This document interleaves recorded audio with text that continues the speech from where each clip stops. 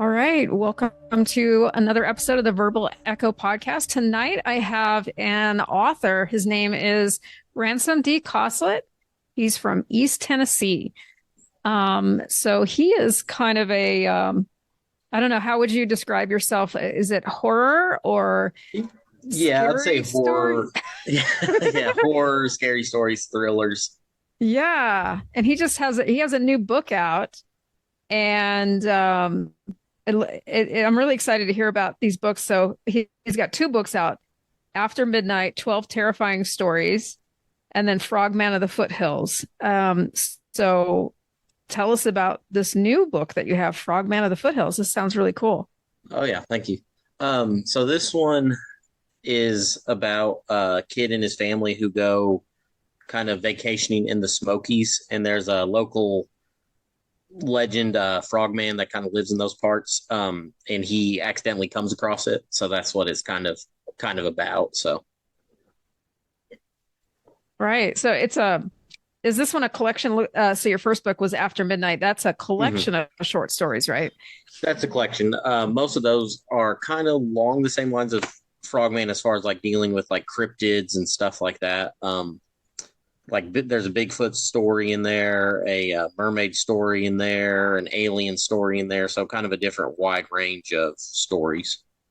Oh, well. So you kind of cover the gamut with Yeah, a lot of different topics. Wow. yeah, yeah. That's awesome. And then Frogman, that one was just released, right? It was released June of this year by Enchanted Pages Publishing. Oh, okay. And what kind of feedback have you gotten so far? Positive feedback. Everybody that's read it has enjoyed it. I haven't really gotten negative on it, so knock on wood there. But so Right. far, I've gotten positive feedback on both of them Oh, nice. And so these are available on Amazon? on Amazon. Correct. If you just look up my Awesome. name, Ransom D. Coslett, it'll pull up my books. Oh, okay. So I'm curious, like, so what would your typical reader's age be? Is this for younger people or I'd say anywhere from like teenage up. It's not real gory or super horror type. But there is probably some stuff that's not suitable for like younger children. You know, Mhm. Frogman eats a couple people, stuff like that. So, Oh, nice. Oh gosh. So where do you get your information? Are these fictionalized or are some of these stories that people tell you or myth or uh, legend or what? they're fictionalized. I've always kind of liked cryptids and stuff like that. You know, like Bigfoot, things like that. So it's kind of just stuff that I find interesting and just make a story out of it. Yeah. Yeah. That's interesting. And you have a son. I do. Does he get into your stories? Does he share your same He enthusiasm? Well, he's only 2.5, Oh, okay. so he's not there yet. He He might does have like a reading. He does like story time, but it's mhm, not these stories yet. right, not quite there yet. He might have Not quite there yet. the stuffed Bigfoot, but he's not really into the into diving deep into the scary stories yet. Exactly. Yeah, exactly. What's he going to be for Halloween? I think last year we went as the Ghostbusters. He was the little marshmallow puff man. Me and my wife were Ghostbusters. I think this year we're gonna do Flintstones. Like I'm gonna be Barney Rubble. She's gonna be Betty, and then he's gonna be Oh, little Bam Bam. oh my gosh, that's so cute. I know you guys can't see this, but I think he can pull off Fred Flintstone Yeah, with the curly hair. yeah, yeah, I love it. yeah. Yeah. It'll be cute. Well, it's my favorite holiday, Halloween. So, which is kind of the inspiration for this season of my podcast was all about spooky. Let's hope I might do a teaser and get a couple episodes out before Halloween just because I'm encroaching on Halloween. But Yeah, um, yeah. I love all the spooky stories. So when you reached out to me, I thought, oh, this is so cool, like Oh to yeah, get some, perfect. Yeah. yeah, to get some authors and I'm always kind of interested in everyone's backstory, like how you became a writer. Like what was your inspiration when you were a kid? So I'm a '90s baby. So Goosebumps was really big whenever I was growing up, and I think that's what kind of kicked it off as far as like reading and horror and stuff. Because I read all of like R.L. Stein's Goosebumps, all that when I was a kid, and I think that's what kind of got the ball rolling. Yeah. I remember, I'm not going to age myself too much, but I never read the Goosebumps. But and it's funny because well, like do you have any other authors that are your inspiration? Uh, Uh Stephen King, big Stephen King fan. Rod Serling, who's Twilight Zone. He's the writer and father of the Twilight Zone. Edgar Allan Poe. I enjoy his work, so oh I'd yeah. say those guys. I've had some nightmares about some Edgar Allan Poe short stories that I had to read when I was a kid. And it's funny, my oldest daughter is a teacher of English, and so I think that's actually one of her favorite authors. I think I might be. She could probably correct me, but He's a good one. yeah, it's interesting because he is a good one, and Stephen King, that guy is a genius, and Hmm. I just recently did an audio book of his. I don't know if it's his latest release, but I think it was a story that he did about his, it was kind of like an autobiography where he talked about his process as a writer and his, Was it on writing? yes, Yeah, yeah, yes. I've read that book. Yeah. Oh my gosh, that was like that was a really, if anyone is interested, that's an incredible book. Hmm. Just to hear about his struggles as a writer and his story, and it really made me respect him. Oh yeah. And then I went down, I thought, oh, I'm going to read like The Stand, Hmm. which is like, what is it, like 1,000 pages or something? Yeah, I've read that one too. That one's probably like Okay. 1,200 to 1,500 Oh, somewhere in there. It's one of his bigger ones. yeah. Well, I got like halfway through it and I couldn't take it anymore. Well, I mean, it was just like, get to the point. Well, that and also, I mean, like, he's a great writer, don't get me wrong, but it was a little misogynist, like with some of the characters. I can't remember the girl in there, and it was just I don't know. I just couldn't take it anymore as a female, so I had to put it Yeah, down. Like yeah. he's got to have he has other books that I will read, but that one I It's couldn't. been a while since I've read The Stand. It was Yeah, probably 15 years or so since I've read that. So yeah. I think it was written I like don't. was it like 70s or something? It was. Yeah, say before my time it was written, but it's It's been a pretty while since old. I've read it. Yeah. Yeah. So we'll give him that like he was just writing in the time that he was in. So I mean, Hmm. regardless of his views on I don't know women, it's just I mean Well, he was kind of the time. So we'll let him go with that one. But and it's crazy too. A lot of his books from that period are like drug and alcohol fueled, so he doesn't even remember some of the stuff he's written, which is right. crazy to think about. Right. And if you don't know this, well, I know you know it, but anyone listening, he had addiction problems and he was Hmm. able to um just pull himself out of it with the help of his wife. And Hmm. so his wife was just such a really supportive person in his life. And so I mean that really speaks to a wonderful woman that supported him and helped him become the writer that he is. But yeah, Yeah, yeah, but yeah. That's really yeah, cool.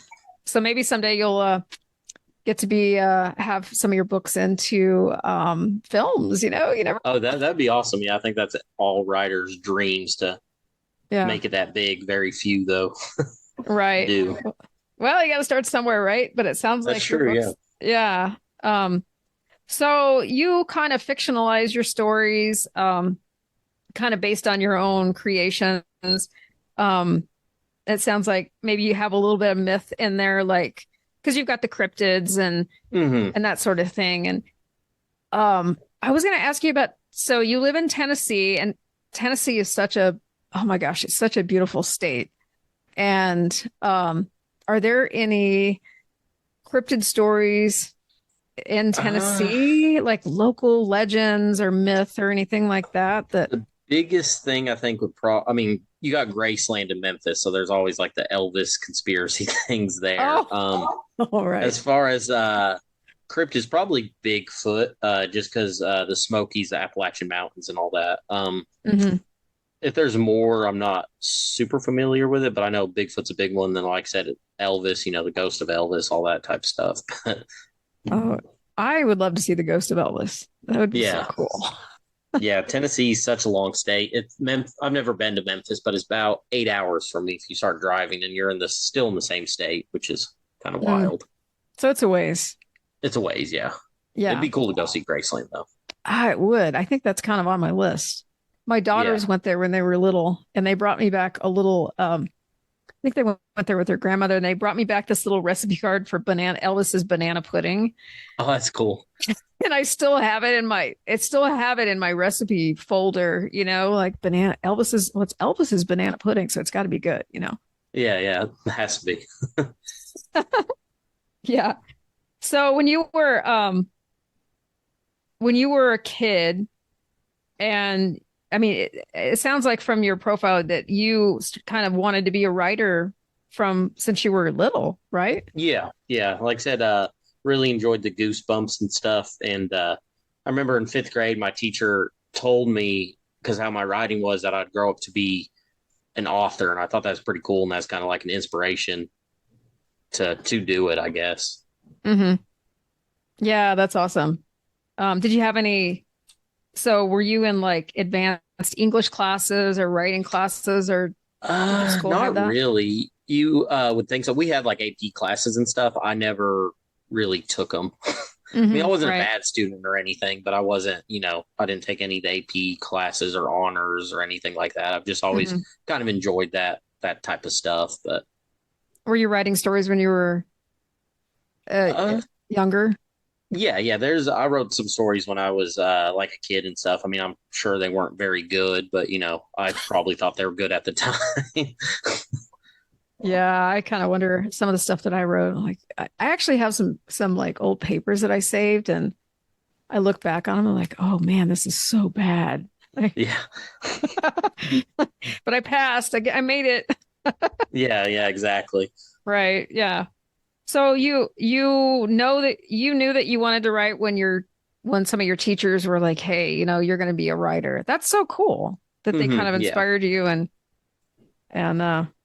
put that in there. So so just a little brief synopsis of both of your books. If you could give us a little bit of information about both and what to expect from those. Okay. How Like I was long talking you about, yeah, yeah. Frogman, like I was saying, is kind of like a kid that goes on vacation with his family, and the Frogman kind of pops up, and so he deals kind of with that. That one's about. That one kind of inspired me from kind of like Creature of the Black Lagoon. It's sort of that style type. Then After Midnight, 12 Terrifying Stories. Like I said, that has a little bit of everything. And this one's actually a collection of over like 10 years worth of my stories I just kind of put together and published. So, Oh, nice. Yeah, so it was kind of a work in progress, and it yeah, how long for how yeah, a long did it long take you time. to yeah, how long did it take you to write your books? So After Midnight, like I said, that's over a 10-year span. Just different stories I put together. Frogman took me about a year to write, and that's with, editing, all that stuff too. Hmm. And so do you have a publisher or With so After Midnight was with a publisher, but they got bought out when I was on the line to be released. So it didn't happen with them, and I self-published After Midnight. Frogman of the Foothills is with a small publishing company called Enchanted Pages Publishing. They're the ones who put out Frogman. nice? Um, so a little bit of a challenge was the first one. Did Yeah, you yeah. um if someone was listening that had kind of an idea for a book and they wanted to either go with a publisher or self-publish, which is pretty common nowadays, Yeah. what kind of advice after having published two, Hmm. I'm sure you had like some roadblocks Yeah. with getting like whether it's editing or Yeah. content or whatever, like, or artwork or whatever, like, do you have any advice for anyone who might be thinking about doing something like this? I'd say any way you can get it out is good. There's kind of a stigma with self-published authors, like, oh, they're not as good as traditional, which I don't think is necessarily true.